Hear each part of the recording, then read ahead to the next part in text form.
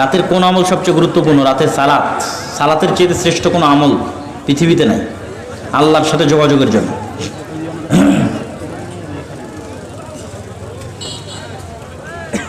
এই প্রশ্নটা বুঝতে পারি না। আমাদের এলাকায় লূত আলাইহিস সালাতু ওয়াস সালামের যে সমাজের যে কর্ম, সেই কর্ম দিন দিন বৃদ্ধি পাচ্ছে।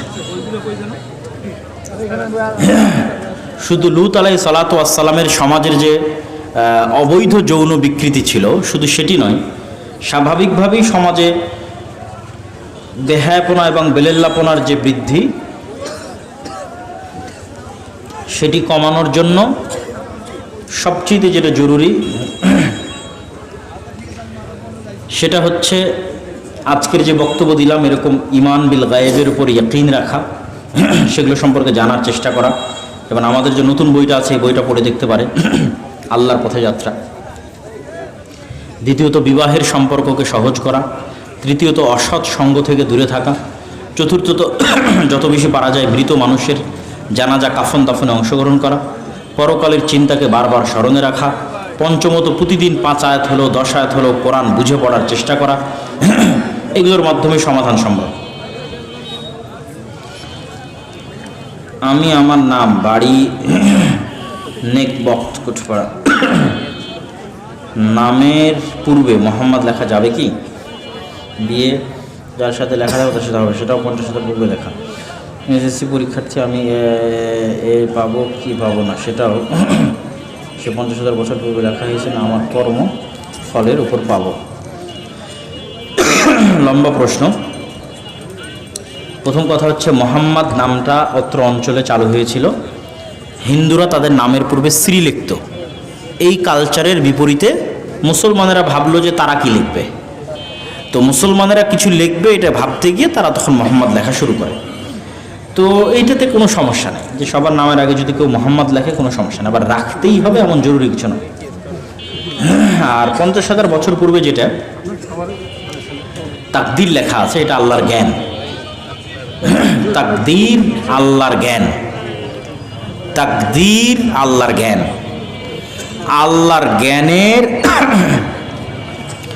একটা সামান্যতম অংশ, যা আসমান, জমিন, পৃথিবী, মানুষ, জিন ইত্যাদির সাথে সম্পৃক্ত, সেই ডাটাগুলো আল্লাহ লাউহে মাহফুজে দিয়ে দিয়েছে। এটা পৃথিবী সৃষ্টির 50,000 বছর আগে আল্লাহর জ্ঞানের ডাটা লাউহে মাহফুজে দেওয়া আছে। লাউহে মাহফুজের সাথে এই সমগ্র পৃথিবী, আসমান, জমিন কানেক্টেড। একটা পাতাও যদি পড়ে সেটাও লাউহে মাহফুজের সাথে কানেক্টেড। একটা মানুষের মৃত্যু যদি হয় সেটাও লাউহে মাহফুজের সাথে কানেক্টেড। আমরা কথা বলছি, এটাও লাউহে মাহফুজের সাথে কানেক্টেড। ওই লাউহে মাহফুজ থেকে আবার 1 বছরের ডাটা ট্রান্সফার হয় ফেরেশতাদের কাছে।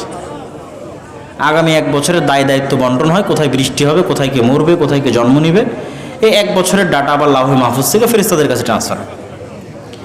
তাহলে এগুলো সবই হচ্ছে জ্ঞান। এরকম কিছু না যে আছে এই জন্য আপনি করতে বাধ্য, এটা নয়। করবেন স্বেচ্ছায়, কিন্তু আল্লাহর জ্ঞান এত বিশাল যে আল্লাহ আগে থেকেই জানে যে আপনি এটা করবেন।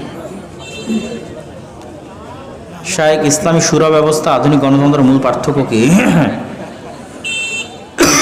করণীয় এবং আমাদের দেশে 90% মুসলিম প্রায় মানুষ রাজনৈতিক দলের সাথে যুক্ত। আশা করি উত্তরটা দিবেন।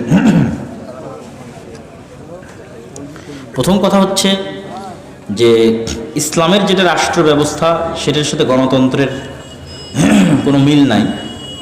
তবে গণতন্ত্র যারা করছে বা গণতান্ত্রিক উপায়ে যারা ইসলামের কাজ করতেছে, তাদেরকে সরাসরি শত্রু বানিয়ে আমি কোনো সময় কিছু বলতে চাই না। আমি বরং প্রশ্ন উত্থাপন করতে চাই, যে মেসেজটা সকল মানুষের পক্ষে রিসিভ করা সম্ভব, এটা নাস্তিকেরও রিসিভ করা সম্ভব, যে গণতন্ত্র ন্যায় বিচার প্রতিষ্ঠা করতে পারে না। একটা অমুসলিমেরও রিসিভ করা সম্ভব যে গণতন্ত্র একটি ব্যর্থ রাষ্ট্রীয় কাঠামো। কিন্তু আমি যদি শুধু বলি গণতন্ত্র হারাম, তাহলে খুব জোর মুসলমানেরা অথবা খুব জোর পাক্কা আহলেদি সালাফি ছাড়া কেউ এটাকে কেয়ার করবে না। আর আমি যদি বলি গণতন্ত্র একটা ব্যর্থ রাষ্ট্রীয় কাঠামো, কেন সেটা ইন ডিটেইলস যদি তাদের সামনে তুলে ধরি, তখনই মানুষের মধ্যে সচেতনতা তৈরি হবে যে পরবর্তী যখন কোনো বিপ্লব হবে তখন সেটাতে আমরা অন্যায়ের জন্য দায়ী করব কাকে? বলেন, কাকে দায়ী করব? এটাই তো মানুষের ব্রেনে ঢোকে না, যে গত মানুষ মনে করছে গত 16 বছর ক্রস ফায়ার দিয়েছে, গত 16 বছর গুম করেছে, জুলাইয়ে গণহত্যা করেছে, যার নামে আজকে ফাঁসি হলো তিনি, কিন্তু আমি তো বলি এটা করেছে গণতন্ত্র। এইটা যেদিন মানুষ বুঝবে যে না, জুলাইয়ের গণহত্যা গণতান্ত্রিক ব্যর্থ সিস্টেমের কারণে হয়েছে, এখানে যদি ওনার জায়গায় আর কেউ থাকতো তাই একই কাজ করত। অতএব এখানে মূল দায়ী হচ্ছে গণতান্ত্রিক সেকুলার ব্যর্থ সিস্টেম। অতএব ফাঁসিতে চড়াতে হবে ওইটাকে, শুলিতে চড়াতে হবে ওইটাকে। এইটা যেদিন মানুষের ব্রেনের মধ্যে ঢুকে যাবে এবং পরবর্তী কোনো বিপ্লবে মানুষ যখন বুঝবে যে না, গণতন্ত্রই নিপাত যাক, কোনো সরকার প্রধান নাম উচ্চারণ করার দরকার নাই, সরকার প্রধান চেঞ্জ করে তো কোনো লাভ নাই, যে গণতান্ত্রিক সেকুলার সিস্টেম আছে এটাই নিপাত যাক, তখন এমনি ইসলামের বিজয় হবে। আমল নামার মধ্যে শিরক আছে কিনা এটা কিভাবে জানবেন? জ্ঞান অর্জনের মাধ্যমে জানবেন। কোন কোন জিনিস, আচ্ছা বই রাস্তায় কোথায় আছে? ওই যে বাম পাশে। আচ্ছা আচ্ছা, রাস্তার উপরে গাড়িতে বসে।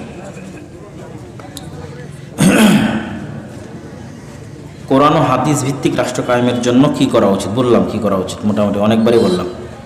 এমন কোনো আমল বা কাজ করলে পরিপূর্ণরূপে শিরকের পাপ থেকে বাঁচা যাবে কি? জ্ঞান অর্জন করে সতর্ক থাকা।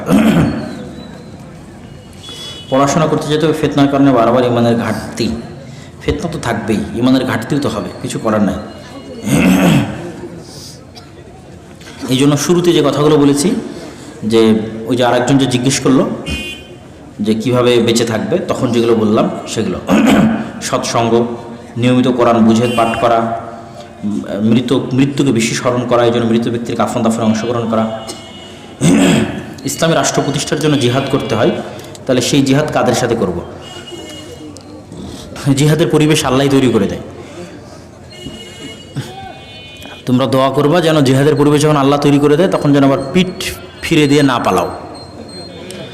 কেননা ওটা হচ্ছে কাবিরা গুনাহের লিস্টের মধ্যে এমন কোনো হাদিস নাই যে হাদিসে কাবিরা গুনাহের লিস্টে আল্লাহ নবী বলেনি জিহাদের মাঠ থেকে পলায়ন।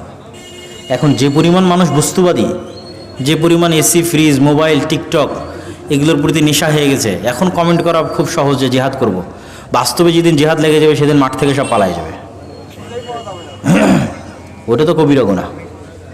জিহাদের পরিবেশ আল্লাহ তৈরি করে, এটা যে কোনো সময় তৈরি করে দিতে পারে, কিন্তু মুসলমানের বিরুদ্ধে নয়, কখনোই না। মুসলমানের বিরুদ্ধে অস্ত্র উত্তোলন হারাম। মেধাশক্তি খুব হালকা, কোনো কিছু স্মরণ থাকে না, করণীয় কি? ব্রেন এমন একটা জিনিস, একে যত বেশি কাজে লাগানো যাবে তত কাজ শিখবে, ওর উপর যত বেশি চাপ প্রয়োগ করা যাবে ও তত শিখবে, ওকে যত বেশি মুখস্থ করানো হবে ততই ওর মুখস্থ শক্তি বাড়বে। হ্যাঁ, অবশ্যই খাবার দাবারের কিছু যত্ন নেওয়া যেতে পারে, কিন্তু জিকির, আজকার, কোরআন তেলাওয়াতের মাধ্যমে মেধা প্রচুর বাড়ে কোরআনের নূরে। বর্তমানে যে ওষুধগুলো বিভিন্ন মাদকদ্রব্য জাতীয় জিনিস তৈরি, তা খাওয়া যাবে কি? যার সাথে মাদকতা আছে তা খাওয়া যাবে না। বললো বা শুনলে মুখস্থ পড়তেও মন চায়, কিন্তু স্কুল ও মাদ্রাসা অর্থাৎ জাতীয় শিক্ষাক্রমে এই বইয়ের পড়া মুখস্থ হয় না।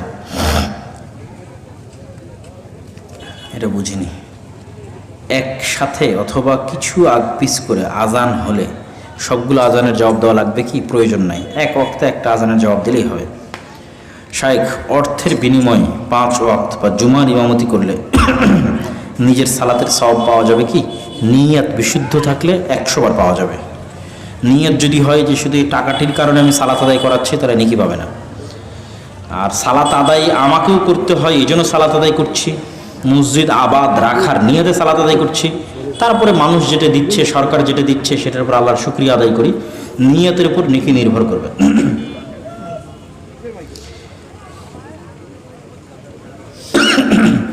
খুব চমৎকার প্রশ্ন করেছে। যে ঘরে ছবি মূর্তি থাকে সেই ঘরে ফেরেশতা আসে না, তাহলে তো আমাদের রাস্তাঘাটে, পকেটে সর্বত্র ছবি মূর্তি, তাহলে সমস্যার সমাধান কি? দেখেন, আপনার ঘরে ছবি মূর্তি আছে, তার মানে যেই ফেরেশতা আপনার সাথে দায়িত্বপ্রাপ্ত উনিও কি চলে গেছে? কথা মনে আমার বুঝেননি? একটা ফেরেশতা আছে যে জন্মগত বন্ধু, একদম শয়তান যেমন বন্ধু, ফেরেশতাও বন্ধু, করিনান। প্রত্যেকটা মানুষের দুটো বন্ধু আছে। এই আপনি ছবি মূর্তি থাক আর যেই থাক, কোনো অবস্থা দিয়ে ছাড়বে না। তাহলে ফেরেশতার বিভিন্ন ক্যাটাগরি আছে। তাহলে এটা কোন ফেরেশতার কথা বলা হচ্ছে? আল্লাহর বিশেষ রহমতের ফেরেশতা। যেই ফেরেশতা বাড়িতে প্রবেশ করা মানে সেখানে রহমত এবং বরকত অবতীর্ণ হওয়া। তো আপনি যত বেশি পরিমাণ কল্যাণের কাজের সাথে থাকবেন, আপনার সাথে তত বেশি পরিমাণে ফেরেশতার আধিক্য এবং আপনার মধ্যে যে বন্ধু ফেরেশতা আসার শক্তি আর পাওয়ার বাড়বে। তখন প্রতি পয়েন্টে পয়েন্টে আপনার ভালো কাজের কথা আরও বেশি মনে পড়বে, আপনাকে আরও বেশি ভালো কাজের প্রতি উদ্বুদ্ধ করবে। আপনি ভালো কাজে আরও বেশি মজা পাবেন, ইবাদত করে আরও বেশি আনন্দ পাবেন, সালাত আদায় করে আরও বেশি শান্তি পাবেন।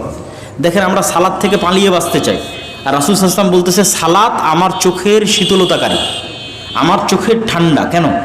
ওনার শয়তান সম্পূর্ণরূপে পরাজিত হয়ে গেছে, ওনার সাথে যে শয়তান আছে।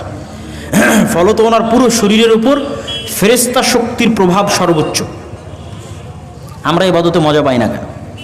কেননা আমাদের শয়তানের সাথে বন্ধুত্ব বেশি। তাহলে যত আশেপাশে আমাদের রহমতের ফেরেশতা বাড়বে, তত আমাদের সাথে থাকা ফেরেশতাও শক্তিশালী হবে। তো এটা হচ্ছে